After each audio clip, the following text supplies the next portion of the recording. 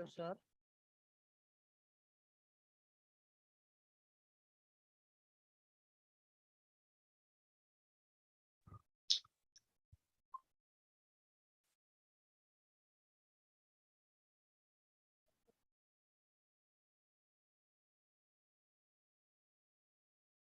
Hello, sir.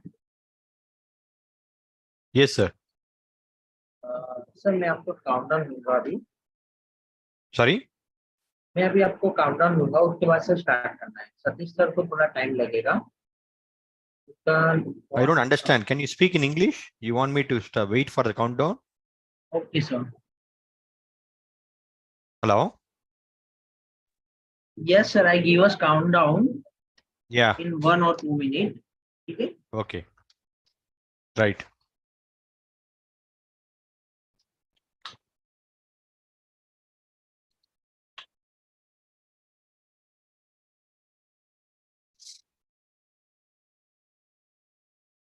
Sir please start in 3, 2, 1 start sir we are live Good evening, all.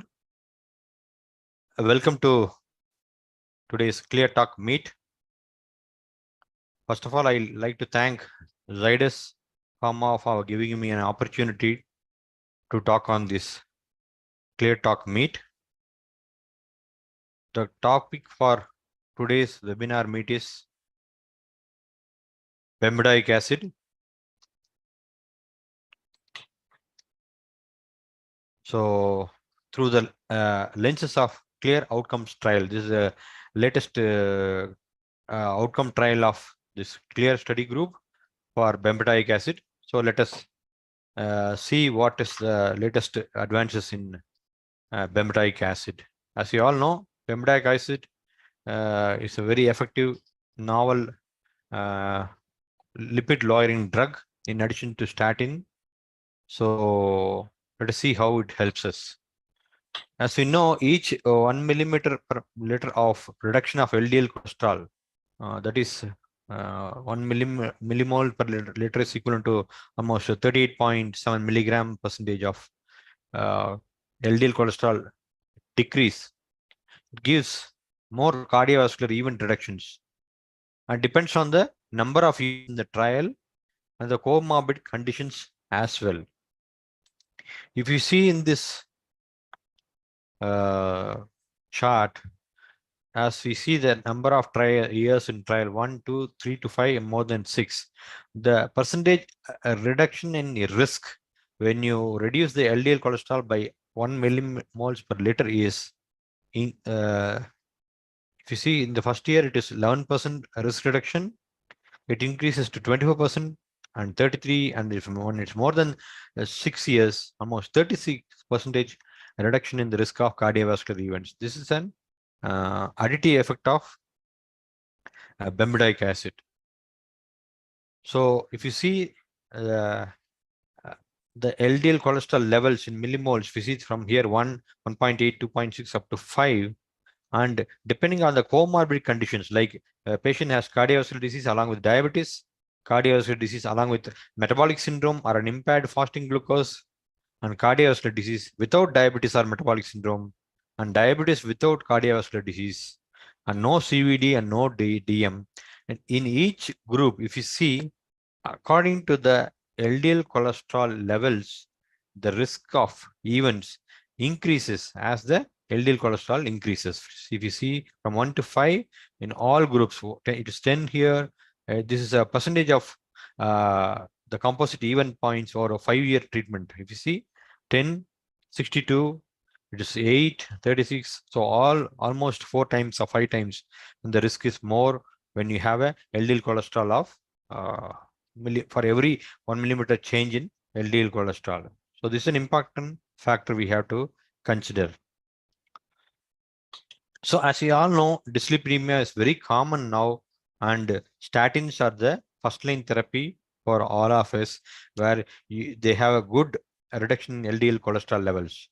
But if you see, the concerns are, do all statin users achieve the cholesterol goals as per guideline recommendations? As we know, the guidelines, there are many guidelines available and nowadays, like an American guidelines, European guidelines, International Society of Lipidology guidelines, multiple guidelines are available today, and each guideline, the lower the LDL cholesterol, the better is the outcome. So the guidelines keep changing, and do all statin users, even if you high dose statins, do all the statin users achieve the LDL cholesterol goal is a big concern. And the next concern is how to achieve the LDL target. For example, if the LDL the target for a very high risk patient less than 55 milligram percentage, how to achieve the target after using a maximally tolerated dose of statins. So this is the concern number 2. If you see, as we know, statins are the first line therapy, but as I told earlier, if you depending upon this fact that any relative risk reduction per 1 millimeter of liter of cholesterol, that is almost 38.7 milligram percentage reduction in LDL cholesterol. If you see, the relative risk decreases by 0.77, that is 23 percentage relative risk reduction for CV events happen for every 1 millimole per liter reduction in LDL cholesterol. This has been substantiated in many of the drug trials. If you see, this is the multiple trials done with ezetimibe, fibrates, niacin, or diet control alone, CETP inhibitors, statins, bile acid sequencers, ileal bypass, and the latest PCSK9 inhibitors. If you see, this is the relative risk of the major vascular events studied, and this is the relative risk reduction percentage. If you see, the maximum is seen with PCSK9 inhibitors, almost 50% risk reduction in C. Only thing is they're costly, and they has to be given parentally, and data is only with 2 trials. And the next is ileal bypass. Only 1 trial is available. The risk reduction is almost 30%. And coming next is the bile acid sequestrants. 2 trials have been found that almost the risk reduction around 20%. Whereas statin, we have good number of trials, almost 25 here. If you see, the risk reduction is almost 23% when compared to niacin, fibrates, ezetimibe, and other diet. So for every 1 millimeter reduction, millimole reduction in LDL cholesterol, the relative risk is by 23%. So if you see, as I told earlier, there are many guidelines available, and the commonly followed European Society and American Society guidelines are that even in the European Society, if you see, the 2016 guidelines are different from the 2019 guidelines. If you see, the patient group are risk group is categorized into low, moderate, high, and very high risk. So patients are subdivided into these risk categories. The targets are these is the target have to be achieved in such patients. If you see, for low risk, it was earlier less than 115 LDL cholesterol, and even in this 2019, it is almost the same, less than 115. But when come to moderate risk category, and here when the target was less than 115 milligram percentage, it has been reduced to less than 100 milligram percentage. And in high risk group, earlier it was 100 milligram, now it is reduced to less than 70. And the very high risk group where the mortality is high and they have recurrent events, the earlier target was less than 70. It has been reduced now to 55 milligram percentage. So as CV risk increases, there is a need to reduce more LDL cholesterol values. So based on these guidelines, if you see 2019 guidelines, how many patients do have a controlled LDL cholesterol? We see this is the Da Vinci study. It's an European Union wide cross-sectional observation study of lipid modifying therapy, which is used in secondary and primary care. And it was a cross-sectional study. Almost 18 countries of Europe were involved. And the total number of patients was almost 5,888. And the primary prevention patients were 3,000, and secondary prevention was 2,888. So the objective of this Da Vinci study was to evaluate the impact of ESC 2019 dyslipidemia management guidelines on LDL cholesterol goal achievement. So this is the sorry.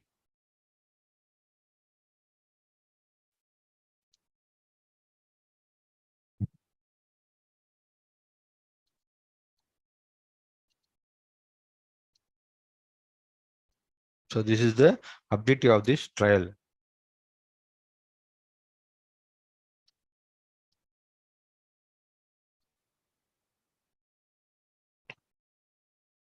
So this is a study outcome. If you see the Da Vinci study, the overall outcome, the statin usage, this is a group where in all patients, if you see the overall 4,112 patients were taken up in this group. And this is the proportion of patients receiving lipid lowering treatment. If you see in different solid bars, orange color, these are all solid bars. This is the data of 2016, and the crossed bars are in 2019. And each group like a overall reduction proportion of patient reaching goal. And this is low intensity statin group, moderate intensity statin group, high intensity statin group. This is a group with ezetimibe combination. This is a group with PCSK9 inhibitor combination, and this is a group where other lipid lowering therapy was used.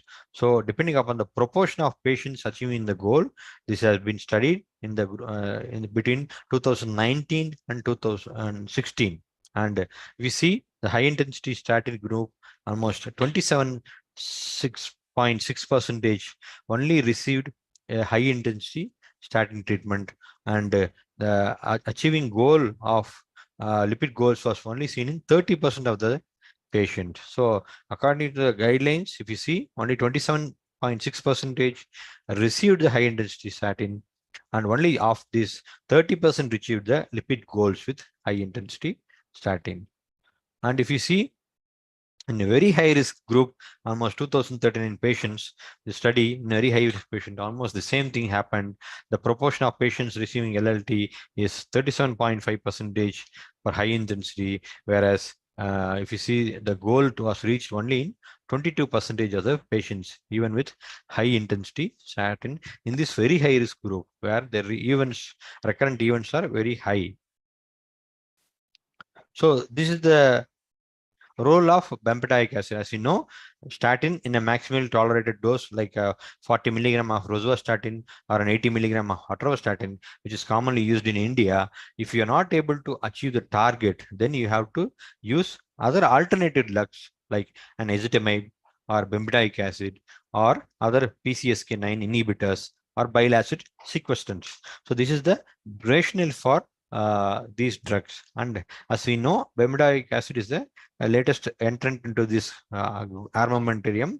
As we know, bempedoic acid, it's a pro-drug which has to be converted into the liver into an active form, bempedoyl CoA, and where it inhibits the acetyl citrate layers, that is ACL enzyme, which is seen in the cholesterol synthesis pathway. If you see HMG CoA reductase inhibitors are the statins, whereas and prior to that, the step there is ACL, which has been inhibited by this bempedoic acid. And this bempedoic acid, if you see, it has a long half-life of 21 hours. And the elimination, if you see, almost 70% is excretion is through the kidneys, and only 5% is excreted through the feces, and less than 2% is excreted unchanged through the kidneys.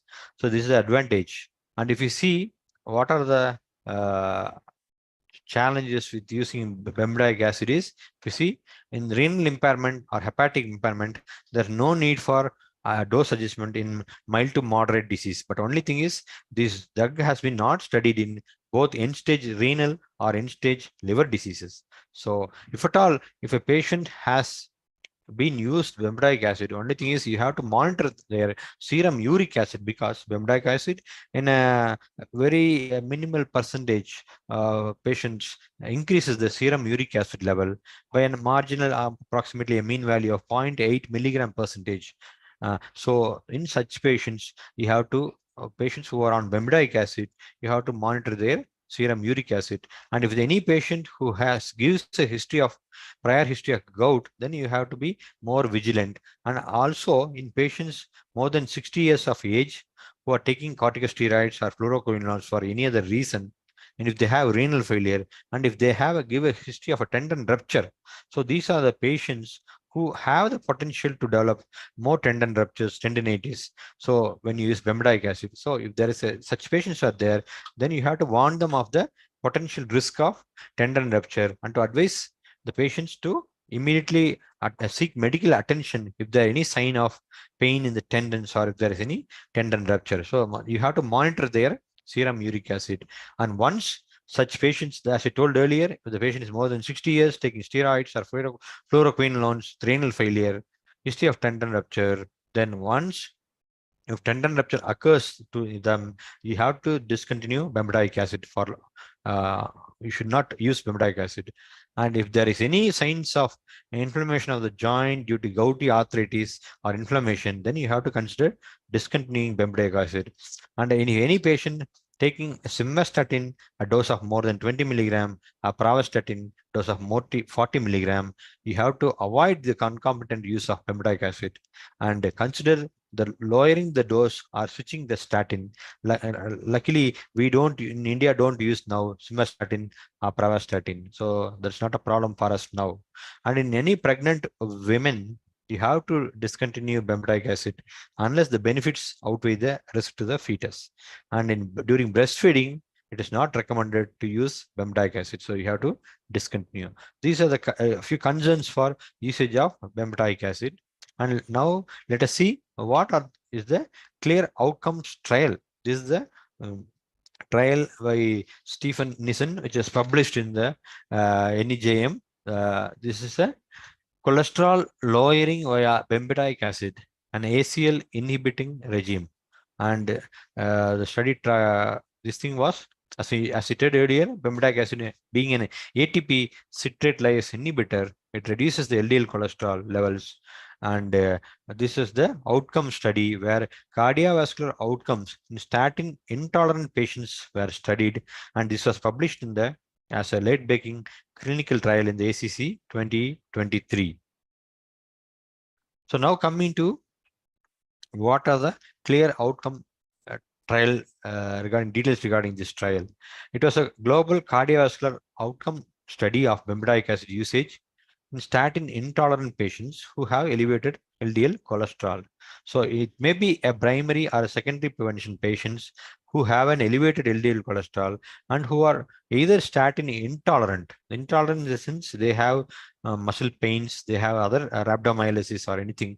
So when the patient is statin intolerant, you have to screen such patients during the first visit for 5 weeks, and after a 4-week run-in period, we have to use a single blind placebo treatment for another 4 weeks. So this is the screening time. After that, you start the drug on the first day of a therapeutic trial data, where two groups, either they get bempedoic acid 180 per day or a placebo. This was done in 7,000 patients in each group, and the visits were planned at 1 month, 3 months, and 6 months. And every clinic visit was there every 3 months thereafter. And almost the study completion, there was 1,620 primary 4-component MACE and at least 8 and 3-component MACE, and the treatment should be for at least 2 years. And if you see, the primary endpoint of this trial was the effect of bempedoic acid versus the placebo on 4-component MACE. 4-component in the sense either cardiovascular death, non-fatal MI, non-fatal stroke, or coronary revascularization. And a minimum of 1,620 primary 4-component events, and the treatment for at least 2 years was done, and almost 13,970 patients were enrolled. And it was a phase 3 clinical trial. The median follow-up was almost 40.6 months. So coming to the demographic data, if you see in this clear outcomes, these are the parameters like age and the mean years. This is bempedoic acid for arm, and this is the placebo arm. You see almost equally matched here, 65 years, 65. The body mass index is also almost 30 here, and the LDL cholesterol mean value of 139 plus or minus 15 here, almost the same. It is a well matched study between the study drug and the placebo arm, and the median, the high sensitivity CRP was also estimated in such patients, and the GFR was estimated, and the patients with different eGFR were also included in this trial. If you see a group of the normal GFR of more than 90 ml per minute, almost 17 percentage, and more than 60 and less than 90, that is 61 percentage, and more than 30, less than 60, almost 20.6 percentage. So all these three groups are studied in both these bempedoic acid and the placebo arm, and are equally matched. And coming to the cardiovascular risk category, also in primary prevention, almost 30% in both groups, and secondary prevention was the rest 70%. In the secondary prevention, coronary artery disease patients were 51%, peripheral artery disease 11%, and cerebrovascular disease patients almost 15%. Both these groups are matched well. And glycemic status also, if you see patients with diabetes, 40% here, 46 here, and inadequately controlled diabetes also, patients were included, 19%, almost 20 here. And statin usage was seen in 23% here, and ezetimibe was seen in 11%. So this is the demographic data of this CLEAR outcomes trial. And if you, as I told earlier, the primary results were based on 4-point MACE, 3-point MACE, fatal or non-fatal MI, and coronary revascularization. And it was found that if this is the 4-point component MACE primary endpoint, the hazard ratio was 80.87. That is, the relative risk reduction was almost 13%, whereas the 3-component MACE, if you see, the hazard ratio is 0.85, and that is a 3-point MACE relative risk reduction of 15%. And in the fatal or non-fatal MI group also, almost 0.77, that is 23% of relative risk reduction. And in this coronary revascularization group also, hazard ratio of 0.81, that is 19% relative risk reduction with a significant p-value.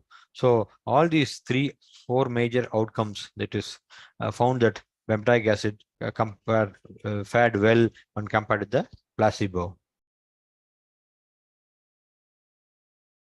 So now coming to the background of this study, as I told earlier, patients who had statin intolerance, they were given bempedoic acid, but the earlier cardiovascular outcomes were not assessed in patients who were started on bempedoic acid. So that was the basis for this trial. And if you see, as I told earlier, statin intolerance was seen in almost 15% of the treated patients. So once they have statin intolerance, you cannot achieve a target LDL cholesterol, and cardiovascular benefits are missing. Whereas bempedoic acid, when you use, as I told earlier, it's being an ATP citrate lyase inhibitor, inhibits the cholesterol synthesis pathway and helps us in the further reduction of LDL cholesterol. And bempedoic acid was approved for lowering the LDL cholesterol by a US FDA.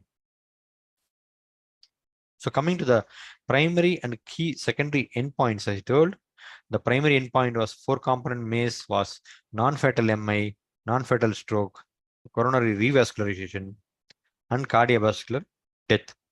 And the hierarchical testing of the key endpoints was that we see a 3-component MACE of MI, stroke or CV death. The next is fatal and non-fatal MI, coronary revascularization, fatal and non-fatal stroke, cardiovascular death, and ultimately all-cause mortality. This is the hierarchical testing of the key secondary endpoints. It's a sequential testing.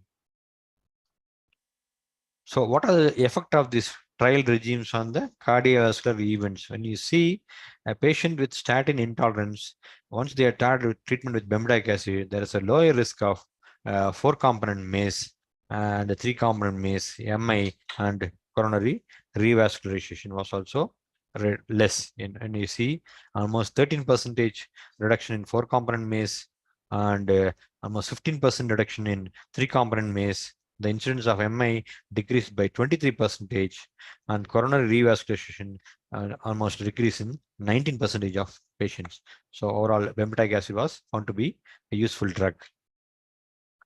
And also seeing the values of LDL cholesterol and HSCRP reduction in this CLEAR outcomes. If you see the LDL cholesterol level, the mean percent reduction, if you see the when compared to placebo, bempedoic acid, almost the reduction was 21.7% in the LDL cholesterol levels. And if you see the HSCRP level values, also this is the bempedoic acid, and this is a placebo reduction at 6 months and 12 months at the end of the trial, almost 22.2% reduction in HSCRP at 6 months, almost 19 to 20% at the end of the trial. So it is an indirect evidence that a reduction in LDL cholesterol by bempedoic acid fares good in reducing the inflammation in that vessel wall. So coming to the safety analysis of bempedoic acid and placebo comparison, if you see serious adverse events are seen in 25% of the patients with bempedoic acid form, whereas it was almost same 29%, 25%, the placebo arm. And adverse event leading to discontinuation of the trial was seen in only 10.8%, here also 10.4. Myalgia was reported in 5.6% of patients, whereas it was 6.8. And discontinuation due to myalgia also was less, 1.8 compared to placebo. And new onset diabetes mellitus in patient without diabetes at baseline was almost 16% here when compared to placebo, which is 17. Renal impairment, a little bit marginal increase was seen in this group with 11.5%, whereas it was 8.6 in the placebo arm. And change from the baseline creatinine level after 6 months of treatment also no significant change here. And hyperuricemia, as I told earlier, so some patients have an increase in serum uric acid level. If you see in the bempedoic acid gram, it was 11%, whereas the placebo was only 5 point, almost double it was seen in such patients. But incidence of gout, if you see frank gout, is only 3% here, not much different from the 2% seen in placebo arm. Only asymptomatic hyperuricemia is more common in the sense they don't have gout, but they have elevated serum uric acid level. That is the rationale for us to monitor their uric acid level. We see the change from the baseline uric acid level after 6 months of treatment, not much if you see, maybe 0.7 here and very less here in the placebo arm. So these are all the safety analysis of this CLEAR outcomes trial. So from this CLEAR outcome study, which is a landmark study for the usage of bempedoic acid, what are the conclusions seen is that bempedoic acid becomes the first ACL inhibitor and the first oral non-statin to demonstrate a statistically significant reduction of the MACE4 events in patients with or who are at high risk of cardiovascular diseases with documented statin intolerance and elevated LDL cholesterol. So this was the conclusion from this CLEAR outcome study. And it was said that bempedoic acid is an effective alternative for statin intolerant patients. What is the advantage of bempedoic acid is, as you know, HMG-CoA reductase by statin, you have the enzyme in both the liver and muscle. So once you use statin, some patients have myalgia, whereas in bempedoic acid, the conversion it's being a prodrug.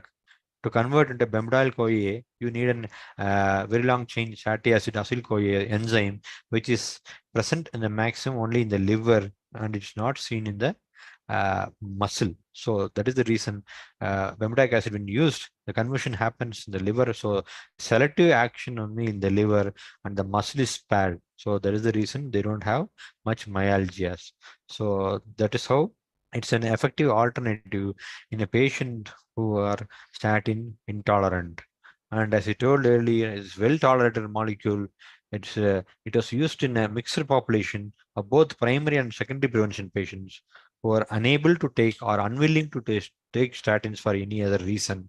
And if you see the LDL cholesterol and HSCRP reduction also, it reduces the LDL cholesterol by 21.7% and high sensitivity CRP by almost 22%, only with a small increase in the incidence of hyperuricemia and gout, and a very insignificant polylithiasis was seen in some patients. And if you see the primary and secondary endpoints, the 4-component MACE was reduced by 13%, 3-component MACE by 15%, incidence of myocardial infarction was reduced by 23%, and coronary revascularization also was reduced by 19%. This is the primary and secondary endpoints. So it is concluded that bempedoic acid is an effective approach to reduce major cardiovascular events in statin intolerant patient. So this is the CLEAR outcomes trials conclusion. So thank you all for the patient listening. If you have any queries, you are free to ask in this forum, or you can chat in the chat box. Thank you all. Hi, doctor. Very good evening. This is Siddharth here from Zydus head office. Yeah, please. Yeah, please, Doctor, Siddharth. it was indeed a very lucid presentation from your side, sir. My audience has few questions I have received in the chat box. With your permission, can I just read a few of them? Yeah, please, you go ahead. Dr. Shukla is asking that what percent LDLC reduction is observed with bempedoic acid along with statins in your regular practice? Sorry? What percent of LDLC reduction you're usually observing with bempedoic acid along with statins? Along with statin. Yeah. See, it depends on the primary LDL cholesterol levels. So when a patient has a very high LDL cholesterol level, when you start using statin alone, the reduction is in a different point. When you add bempedoic acid, definitely further reduction is seen, but it ultimately depends on the baseline LDL cholesterol value. A patient who has a very high value, even when you give a high dose statin of 40 milligram of rosuvastatin or 80 milligram of atorvastatin, whom we cannot achieve the target goal, when you add bempedoic acid or an ezetimibe, you see a further reduction in LDL cholesterol, which varies among different subgroup of patients with different comorbidities. So almost 10% to 15% excess reduction can be expected with bempedoic acid alone when you use at a dosage of 180 milligram percentage. It depends. It varies between different. I don't think we have any specific numbers to tell that this much reduction happens in every patient. So it basically depends upon the baseline LDL cholesterol values. Right, sir. Very well taken, sir. So there's second question which says, is it safe to use bempedoic acid in mild to moderate CKD patients? Yeah, definitely. As I told, it is definitely can be used in mild to moderate CKD patients. Only in end stage 5 CKD patients who are on hemodialysis, because we don't have data, we are not at know the safety aspect of bempedoic acid. But in mild to moderate, you see in the CLEAR outcomes trial, they used up to in GFR up to less than 60 also. So Right, you sir. can safely use in patients with mild disease. Right, sir. Thank And you. so, how much bempedoic acid is usually safe to use for a longer duration? And is it benefited more in diabetes patients? Yeah, see, I think, see, whenever you use bempedoic acid is only as an in addition to a statin, or in a selected group where you cannot use statin, we use bempedoic acid estimate combinations. So in diabetic patient, definitely LDL cholesterol reduction will be more when you add bempedoic acid along with statin, because they come under a very high risk group, that being a diabetic patients. Our LDL cholesterol target also will be less than 55, even sometimes it goes less than 40 if they have recurrent events. So in such patients who are at very high risk for CV events, addition of bempedoic acid definitely is helpful in patients either who already have a maximally tolerated dose of statin, or in whom statin cannot be used. In such patients, definitely it's useful. Right, sir. Right. And so, if there are patients of diabetes and hypertension, so what is the LDL target which is expected for these patients? No, as I told earlier, it depends on the risk category. Patients with only diabetes, only hypertension, the risk category is different.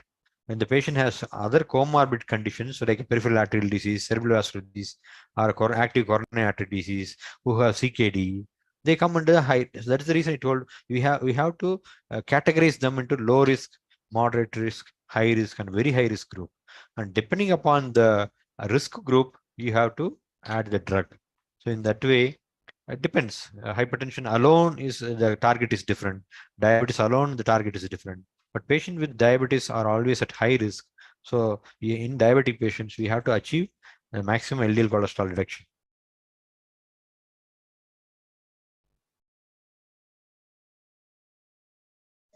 Right, sir. That was all the questions we had to ask you, sir. Once again, thank Okay. you so much for the lucid presentation that we have given today, sir. I'm sure it was worthy for all the audiences. I also thank all my audience who have joined. So there are almost 55 people who have been live in last few minutes. So from Zydus, from Team Medica, from Bemdac team, I once again thank you for taking out time for us, sir. and giving an in-depth knowledge about the lucid presentation you have given, sir. I'm Siddharth from Zydus, sir. I once again thank you for taking out time, sir. Thank you so much. Thank you, Siddharth. And thank you, Mr. Ganeshan, for giving me an opportunity. I can see Ganeshan now online. Hi, Ganeshan ji. Thank you all. Hi. Ganeshan is unmute. You have to unmute.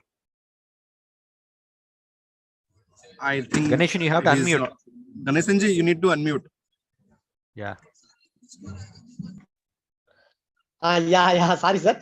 Sir, thank you, sir. Ramraj, sir, thank you very much, sir. Yeah, it is really useful to all the doctors from Coimbatore.